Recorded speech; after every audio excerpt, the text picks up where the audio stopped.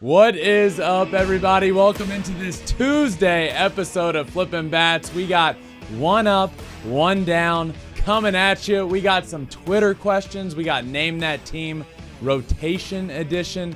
And we got an update on Roki Sasaki. This one's going to be a blast. Let's get to it. It's a blowout. 8th inning, 10-3.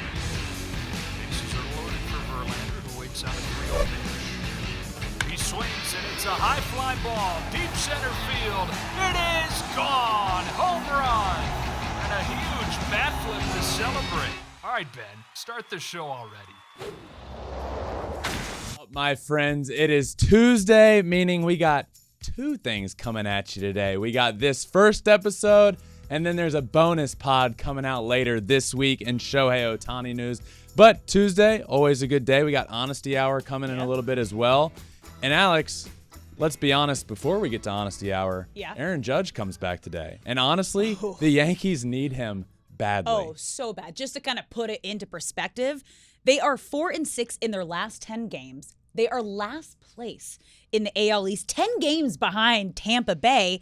And this might be the toughest division in the league when you think about it, because you have the best team in baseball with Tampa, then Baltimore, then Blue Jays. Boston's finally playing great. And then you have the Yankees just hanging out in the bottom. Normally, I would say, Weird.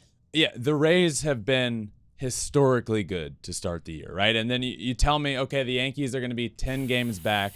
My mindset goes to, whatever, it's the beginning of May. But when you look at the fact that that division is so good, Stacked. and they're not in last place because they're playing so badly. Their record's not terrible. They're above 500. But there's so many good teams in front of them that it makes it tricky. They're going to have to jump a very good Orioles team, a Red Sox team that's been playing lights out lately. The Blue Jays are very, very good. The Rays historically good. So can the Yankees make the playoffs? Sure, but they're making it very difficult for them to win the AL East this year. And I'm not going to say it's off the table early in May, but man, do they need Aaron Judge back? And man, does he need to be what he was last year. Exactly. And he's not the only one. Like, they have a massive amount of players, top-tier players, on the IL right now. So hopefully this is the first of many to come back, and it can just turn their season around. I agree. They need it. But it's Tuesday. So that means we're going to do one up, one down. We're each going to give either, you can give a team, you can give a player, you can give a full division if you want. You do anything you want. Anything you want. One group or team or player that is up this week, and then one that is down this week. Ben, let's start with you. Let's start with some positive. Who's I up? am so excited about mine.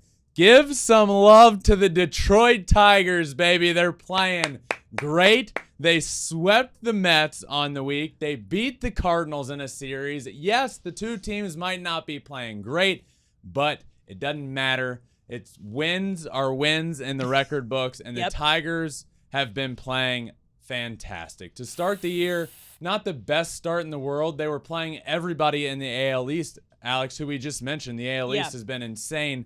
They're like 2-15 against the AL East, but against everybody else, they're so much better than that.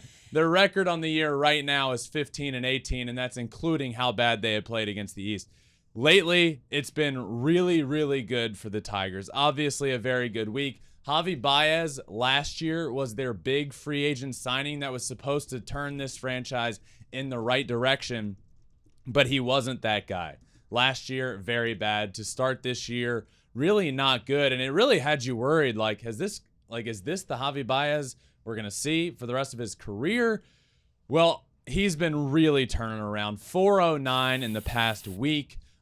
Really good month, honestly. And one thing I saw over the weekend, which is crazy to think about, but even when Javi Baez is going good, he strikes out a lot. However, Javi Baez had 5 consecutive complete MLB games where he did not strike out a single time. And that might not sound like a lot, but that is the first time that has ever happened in Javi Baez's career. Good for him. So maybe a little bit of a change at the plate approach-wise. Javi Baez playing really well. Eduardo Rodriguez on the mound absolutely shut down the Mets. 8 innings pitched, 9 strikeouts, 0 runs. Threw really well in his last start before that against the Orioles. a 0.52 ERA on the month. His ERA is 1.8 on the year now. Riley Green is playing really well, 417 in the last week with a homer off Justin. You know, is what it is. Torkelson playing great, 270 with a homer. I'm excited about this team. And spare me with the record. Let me be excited about my former organization and my friends that are playing good baseball. Alex Lang in the back end of the bullpen, the closer, has been dominant. 3 saves on the week without a run being given up. Just some good things happening, heading in the right direction, and I'm very, very excited to see it. There's some good vibes going on in Detroit. Miggy, obviously, his farewell tour is happening, so my one-up this week is the Detroit Tigers. I'm happy for you, and I'm happy for the Tigers, and I'm happy for Miggy, as you just mentioned. I know you do. I know you've been waiting for this moment of like, I swear they're going to be good. I swear they're going to figure it out. And they are, which is fun. Okay, well, you mentioned the AL East. So my up, we're going to talk about a team in the AL East. The Boston Red Sox are in fuego right now. They have figured it out. They went on an 8-game winning streak, 8-2 in their last 10 games.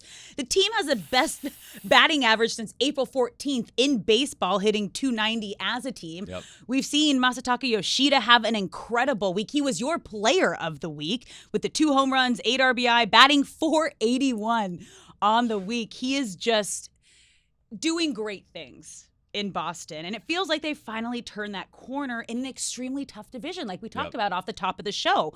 I mean, they're third place in the AL East behind Tampa Bay and the Orioles. Every single one of these teams in that division has just had such a strong start to the season, and any of these teams at any point could be at the, Tampa Bay is like held pretty strong throughout the entire season up until now. They're the best team in baseball right now. But it's just fun. It's better for the league when Boston is playing well. I agree. And I am so happy that it seems like they've finally turned that corner. No team has more walk-off wins this season than they do with 4. And they're one of 6 teams that have not had a walk-off loss. Just some fun facts there. Good so for Boston's them. my up. I like that. We talked about them a lot yesterday and the direction they're heading in a very talented division. They're playing great baseball. And I'll be the first to say, look, is this going to happen all year long? I don't know, but I will say, I think I undervalued this team a little bit. I think everybody undervalued this team a little bit heading into the year. The offense has been great so far, and the pitching, as of lately, has been more than adequate. You know, they've gotten, I think it's 13 starts in a row from pitchers going at least 5 or more innings. That's all you need. If your offense can be elite and you have pitchers going late in games, that's a great recipe for success, and they've been playing really good baseball. All right, now we're going to go on the opposite side. We're going our downs. Who is your down? When you first mentioned, we talked for your one-up. You said we've been talking about the AL East. I thought you were going to go full AL East as your up, which you could have done, which leads to my down. Ooh. The full NL Central. The Brewers and the Cardinals were supposed to be duking it out all year long at the top of this division, and 2 very good teams. Well, the Cardinals lost 8 games in a row until Sunday. They're 11-24 on the year heading into this new week. Look, I don't know what's going on with the St. Louis Cardinals, but it is really, really bad there. Then let's talk about the Brewers, who have been one of the better teams all year long so far. Entering Sunday, they had lost 6 in a row on the week, had lost every single game of the last week. They won the game on Sunday, but just really bad. Then the Pirates, who I've been so high on and so happy about, and not in a way of like the Pirates are making the playoffs this year. No, just this is really good to see from an organization that has been so bad for so long now, to see a team that is legitimately good, playing good baseball. And the one test that I wanted to see was how they played against better opponents. And this past week, they had the Rays and the Jays, and they didn't win a game. You know, they got swept by those teams. Just a very tough week for the Pirates. Cubbies have been okay. Reds not good. Just the NL Central, Cardinals, Brewers, Pirates specifically. 3 teams that 2 of them, Brewers and Pirates had been playing really well. Awful week. And Cardinals, just a historically bad season. I mean, I can't wrap my head around what's going on there. And look, I mean, this sums it up pretty well. Just a reminder, the Cincinnati Reds have won more games this season than the St. Louis Cardinals. The Cardinals are still in last place in the NL Central. So really for me, I could have gone in 3 different directions, I think. Yeah. And I was really struggling. Like, the Pirates, really bad week. Cardinals, historically bad. Brewers, awful. I'm going to go with the entire NL Central. That's my down. What's yours? I know. They're back to being my down. I've had them as my down before. I think you've had them as your down before. But my down this week are the Phillies. They're on a roller coaster. Yeah, they are on a big-time roller coaster. And they had a tough week. They got swept by the Dodgers in LA. They lost the series against Boston, who was my up, at home. They're in 4th place in the NL East, 8 games behind the Braves. Another really good division, and it's tough to climb back up if you start to get this big of a gap this early in the season. They are 1-6 over their last 7 games and 1-4 since Bryce Harper returns. We haven't really seen that big spark. Yes, we saw his first home run, which is like a step in the right direction, but I mean, they have the worst ERA in baseball in May. 8.42. The second worst are the Marlins at 6.70 ERA. And their bullpen is the second worst in Major League Baseball with an 8.49. Like, it is brutal. That's for right both of now. those almost 1 run an inning. Yes. That's not That's good. bad. Jesus Christ. Yeah. Phillies are in a tough spot right now. Yeah. And they're my down. It's tough because you wanted Bryce to come back and be the turning point. Yeah. And he just came back, but they're losing these games against good teams, but it's not because Bryce isn't back to being himself. Bryce has been playing pretty well. Yeah. And this lineup just can't keep up with how poor the pitching has been. It's been tough. It's been real tough. And remember, this is also like Bryce's like spring training. Yeah. You got to think about that too. Yeah. Like, give him a month to like get back to feeling good. Yeah, but he's been pretty fine. Swinging the bat well. Yeah. Got a home run. So it's going to be good. But Ben, let's get back to some ups. Positive. Because we're a positive show here and we like talking about positive things. And we also like to keep our audience informed of a lot of the big names that are playing over in Japan. And one of those players that we really got to see up close and personal during the WBC, Ben, is Roki Sasaki. Roki Sasaki is a guy that the Phillies could use very much so at the top of their rotation. Everybody needs to understand. I think everybody started learning the name Roki Sasaki during the World Baseball Classic, and he comes over in the last couple of games. We saw him pitch in Miami. We saw him pitch in the Tokyo Dome. So started a couple of games during the WBC. Really kind of became a well-known name in the baseball sphere. But we need to update everybody on just how dominant he has been over in Japan, because it is incredible. He's coming off a week, his last start, 5 innings pitched, 0 hits, 12 strikeouts. He's averaging over 99 miles an hour on his fastball. Averaging that. The guy throws 102, 103.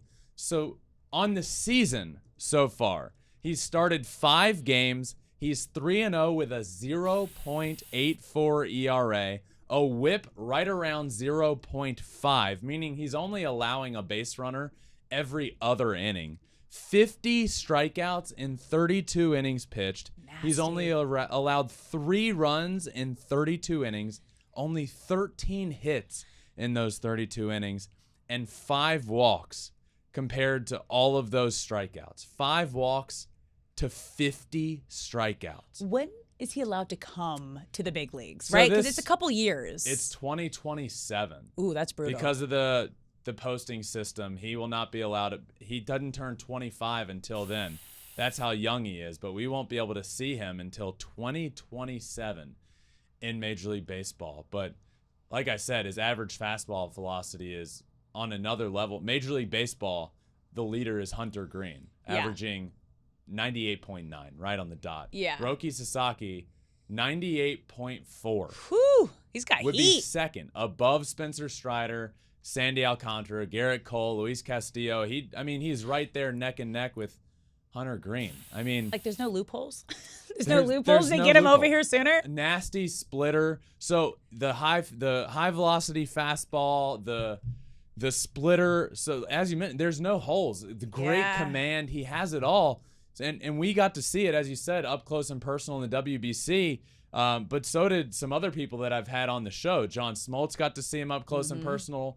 Rowdy Tellez got to face him in the box. And both of those guys, I asked, hey, what do you think about this guy? And their answer was almost like shocking. So let's listen to that. He's 21 and would be an ace of a staff, pretty much 25 of the rotations, if I had to guess. I would say, somewhere between DeGrom and Ohtani. I mean, this young man really caught my eye when I saw the way the ball came out of his hand. And at the young age that he's at, they even said, talking to the Japan manager, he's ahead of Ohtani. So think about that. That's all you need to know. Tellez saying he would be an ace of 25 of 30 staffs. He big would. Leagues. And Smoltz saying he's a combination of DeGrom and Ohtani. It's incredible. Fastball like DeGrom, splitter like Ohtani. It is. It's incredible. Yeah. So that's going to be a fun one to keep our eyes on. But 2027 is what you said? 2027 to come over here. But I would honestly say, keep an eye on what he's doing over there. I know you're not going to wake up most likely at, 3 a.m. to watch 2 him. Like we did during the WBC. To watch him pitch every start over there. But just keep an eye on what this guy is doing. He's 21, 22 years old and is emerging as of right now as one of the best pitchers in the world, and that's including every single pitcher in Major League Baseball and the NPB and all over the world. Roki Sasaki right now is one of the best pitchers in the game of baseball, and just keep an eye on what he's doing. Yeah, it's fun to watch. All right, let's get in the trust tree now, okay? Yep. Get comfortable. Honesty hour time. What are we being honest about this week? We need to talk about the replay system in baseball. Let me explain, Alex, and I want to get your feedback from this. Okay. So, because I don't know if you know what I'm going to say here, but I have some thoughts on how we can improve the game of baseball, as well as really every sport. But we're going to stick to baseball. But replay is kind of every sport at this point. Replay. We need to fix it. And there were a couple of calls over the last week and really a few over the course of this season so far that have really stood out to me. Here's my beef with replay systems, okay? What happens in baseball and every sport is we just use the call on the field as a crutch when it goes to checking the replay. And what I mean by that is there could be a play at first base. Bang, bang play. The runner is called out, okay? Runner is called out. You go to replay, and how many times do you hear, well, this one's really close. It looks like this, but it's probably going to stick with the call on the field. I'm so tired of that. Why are we sticking with the call? If something looks like it might be the case, why are we just sticking with the call on the field? That's not the point of replay system. Now, I understand there are some that might be truly this looks 50-50. But over the last couple of weeks, I have seen so many calls where using my eyeballs, I can see, there might be an angle where we can't, 99% chance this guy it's the reverse call. This guy is out or this guy is safe. So I just get frustrated there. And I think I have a system to this, and this is where I want to run it by you. Okay. Hear me out. And I haven't really thought this fully. I kind of. We're talking through it. We're talking through this. Let's go. But hear me out. Let me hear what you got. There's a play at the most recent one that comes to mind I saw the other day. Play at third base. Got to tag the runner. Okay. Guy slides in safe, but it sure looks like the tag actually got there. So he's called safe, looks out. Team wants to replay. Okay, we head to replay. What I think should happen is we need to take the small clip of the slide and the tag and cut it off so you do not see the umpire's call because everything goes back to New York. Yeah, so like New York doesn't know, but they know, right? Because it's in the system. That's why it's getting brought back. Then we need to change the system. Okay. So, yeah, it's why but they don't know the call in the field. Was he out or was he safe? Because it's that close, right? So what needs to happen, take this 5-second clip. They go to New York anyway. Send them the clip. They don't get to see what the call was. And in that, from what they have, they need to decide, is he out or safe? No, let's just stick with the call. No, what does it look like? Is he out or is he safe? And just come up with that decision there. And that works for every sport. I'm so tired of saying, well, we're going to stick with the call. Call stands. No, confirm it or switch it. That's what needs to happen. Confirm, deny. Confirm, deny. No stands. So you want Stop standing. Move on. unbiased opinion. Unbiased That's what you opinion. want. Okay. Maybe, and these umpires might not be biased per se. But no, if New York knows what the call already is, you already have that in your mind, then you could already be biased to that call before you actually, Correct. Okay. I just feel like the majority of times we go to replay, we end up standing because it's the easy thing to do. And we're going to stand with the call because that was the call on the field or on the court or on the pitch. Yeah. No. Tired of it. Do I think this happens? Nope. We're just in the trust tree, and I needed to vent about the replay system in sports. I love that. Okay, take a deep breath. Yep. Okay, because now we're going to have some fun. Now that you got that out there. Okay. Are you ready? Yeah. Because it's time for Name That Team. Starting rotation. We're still sticking with pitching, meaning I'm going to give you either the college, the high school that this player was drafted out of, or the country that they signed from. Okay. And then you have to name that team. We've done this You've 2 weeks been now. I've done great. 5 of 6. Yeah. I've gotten correct. So I think they're only going to get harder, is my guess. Probably. And okay, so ace, the ace of 1 the through 5. rotation all the way through 5. All right. You ready for team number 1? Yeah, let's do it. Team number 1, Duke, high school out of Texas, high school out of Mississippi, University of Arkansas, and Sam Houston State University. Name that team.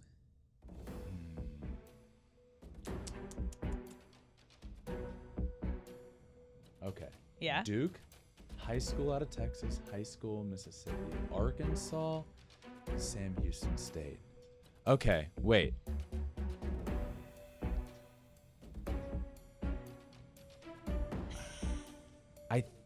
I think I know it. Okay. Is it the Chicago Cubs? Yeah. Okay. Good work. Duke, Stroman, and I Smiley. Yep. Okay. Whew. Nice. 1 for 1. Okay. Drew Smiley, that is. I'm not just saying Duke, Stroman, and Smiley. No, like Smiley. Smiley, Yeah, Arkansas. yeah, yeah. Okay. I did You not ready? know. The high school guys are tough because is. half the league is high school guys. Yeah. Okay. All right. We're off and running. You're off to a good start. 1 You for ready for 1. team number 2? Yep. Team number 2, high school out of California, TCU, University of Alabama at Birmingham, Mexico, and Florida State. Name that team.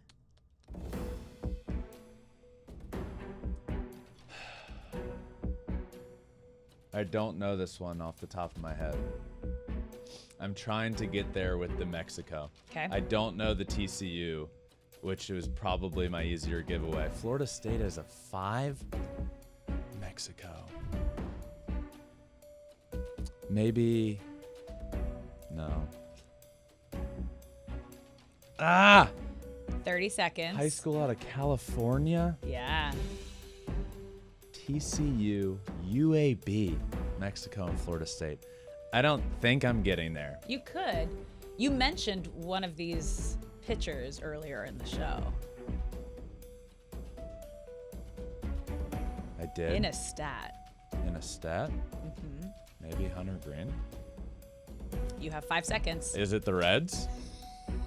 It's the Reds. Yeah! You get by with a little help from your friends today. You know why I didn't answer the Reds? Why? Louis, okay, because one of my good friends and college teammates is in that rotation from Okay. ODU, but he's currently hurt and not in. But I was like, okay, but there's not Old Dominion, and then okay. Yeah, it's just Lodolo's bring TCU. Dang it, that's bring the so excuses, bad. and you got a little phone a friend today. I should have known Lodolo. You got That's a little so phone bad. a friend. Luke Weaver. I faced Luke Weaver like 4 times in the minors. Right out of. Should have known it. I did know it. 2 for 2. You got with it. an assist. You got it. That's what I'm here for. All right. Final team. You ready? Oh, it's. Yeah. All right. I'm ready. Here we go. High school out of Florida, high school out of South Carolina, high school Georgia, University of Florida, and Old Dominion, baby. Bring it on. I'm going to answer this is the Kansas City Royals. Yeah. Let's go. What? You just know. What do you mean I was teammates with the guy, that's true. Ryan Yarborough? Okay. Let's go. College teammate of mine.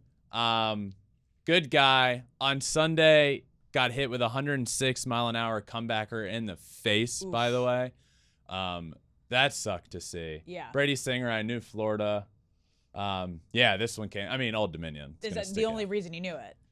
Brady Singer as well. I knew Singer, Florida. But that was Old Dominion was the dead giveaway, and then I got typically I take one that I think is the giveaway, and then use my context clues, which are the other ones. So yeah, that was a giveaway. Okay. To you. What's the only we could get? The Mets would be a pretty good giveaway too. If Old Dominion popped up. 3 for 3. Huh? A plus. A plus. No. A because I assisted, or plus because you got them all 3. Look, if I'm taking an exam and I get a 100, but I happen to look over at somebody else's paper and get the answer for one of them, I still got a 100. Okay. All right. It's an A plus. All right. A plus for me today. All right. I'll give it to you. I'll let you have it. All right. Well, before we go, we're going to wrap up today's show with some fan questions on Twitter. Now, remember, we ask you guys to send us questions throughout the week. Pretty much every episode. Every week. Yeah. And again, remember, this could be anything, but you guys keep sending only baseball questions. Like I know, but so we're just we're gonna get it going. Okay. One day I'm gonna get like a dating advice question. Oh, I'm great at that. Put on my Hitch glasses and really lock in on some advice. But we'll stick to baseball for now. So let's get to our first fan question. 'Kay. This one comes from Wyatt. And they want to know, is Sean Murphy trade proving to be the best offseason acquisition in baseball? This is good. Yeah. Sean Murphy. I mean, who else is in? I mean, the Braves are playing some of the best baseball. Sean Murphy has been this year a top 2 catcher, top 3 catcher in the game of baseball. Him and Adley are certainly having great years. So I'm going to say, my gut is saying yes here. I mean, I don't know how you say no. Sean Murphy is emerging as, one of there's like this young wave of catchers, right? Yeah. Sean and Adley Rutschman. But Sean Murphy comes over as not just a good offensive guy. He's been great. He was my catcher in Team of the Week. I believe it was Team of the Month as well. He was the catcher. So his first month with the team, as well as the way he leads a pitching staff. Right? Like that's equally as important when it comes to a catcher. So I'm going to say yes here. I'm going to say he's been the best offseason acquisition so far. And you got to be excited for him going from an organization and a team like the A's to then now to be on the Braves and to have the success that he's having it's like career changing for him. Yeah. So I'm happy for him. It's like no, it's not. What? I was say it. I was gonna say it's like a guy that gets out of the friend zone and starts dating who was his friend. Oh, you have the dating hat on right now. I like your analogies. It's good. It's good. But it's like he was with the A's and couldn't win, and then he gets out and it's like, look at me, I'm having fun. This is great. So yeah, there's some guys that are having like maybe some better offensive years. Like Xander's been great, but the Padres are just okay right now, and the Braves are playing. I'm going to go Sean Murphy. I like that. Okay, let's get to our next Twitter question, and this comes from Jay Hernandez. Considering that there's 4 teams who can win the division and stars spread out through those teams. Stars spread out through those teams. Thank you. Is the AL West the most competitive division this year? Thanks. Love the podcast. Yes, 100%. Absolutely. I think coming into this year, the only division that really had a chance to rival the AL East was the NL East. And the Mets underperforming so far, Phillies underperforming, Marlins being around 500 playing. I think in our NL East preview, I said don't sleep on the Marlins, but them being like second in the division, the NL East hasn't been what it's been chalked up to be before the year started. I'm going to say yes, hands down, absolutely. I mean, any one of these teams can make the playoffs, all of them. Really? Like they can't technically all of them make the playoffs, but. Well, no, they're saying AL West. Oh, yeah. There's my confusion. I think the AL East is the most competitive. Well, there you have my answer. Yeah, that's what I was like. I don't know if he heard it because I had that too. I was like, I think AL East might be like the most competitive, but their question was AL West. Well, for every reason I just listed, the answer is no. The AL East is the most competitive. Yeah, definitely not. AL West. I've been a little disappointed with kind of everybody but the Rangers. I do think it has a chance to. Angels have actually been playing good baseball, but no, hands down AL East most competitive. I'm with you there. Okay, our final fan question comes from Kramer. How do you fix the Kansas City Royals, Ben? How do you do it? Well, producer Bartlett on this show is a huge Royals fan, so I would say put him in charge. He seems to have some great ideas. Everybody that's anybody in the league that's really good, he thinks should just go to the Royals. So everybody should just go play for the Royals. How do you fix them?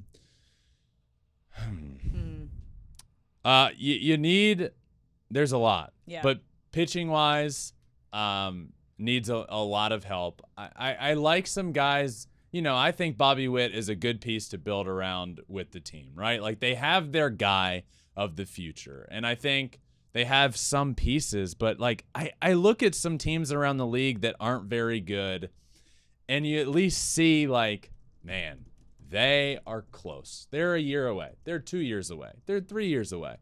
I don't know how comfortable I am saying that about the Royals, and it can happen quick. Like you can turn around a franchise, and look, the Detroit Tigers in 2003 were historically one of the worst teams of all time. Baltimore. In 2006, the Tigers were in the World Series. Like it can happen quick, but how do you fix the Royals? Build around Bobby Witt and do it quickly. Like build around him, commit to it. And go from there. But that would be my answer there. Yeah, I have producer Bartlett in my ear saying, the Royals did turn around 2014 and 15, but they haven't figured it out since. And the young pitchers need to develop. Those are his 2 points. Young pitchers need to develop and add good arms and veterans around. Like the Zach Greinke coming back is like a cool story. It's where it all began for him. Zach Greinke's had a fantastic career. But he was the opening day starter for this team, and Zach Greinke is no longer Zach Greinke. So, yes, everything producer Bartlett, put him in charge. Just let him run the team, and that's your answer. Just kidding. Don't do that. Yeah, no.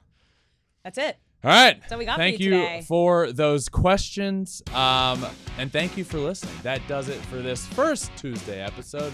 But if you're listening in the morning, we got another episode coming out later in the day, the bonus pod. And if you're listening late in the day, guess what? It's out already. This week in Shohei Ohtani news, bonus pod is out late in the afternoon on Tuesday. So make sure you all check that one out. Thank you all for listening. Make sure you like, subscribe anywhere you listen to your podcast, Apple or Spotify or wherever. We're also on all social media, Twitter, Instagram, Facebook, TikTok, and you can watch every single thing we do on YouTube at Flippin Bats Pod for all of them. But for this first Tuesday episode, thank you all for listening, and until next time.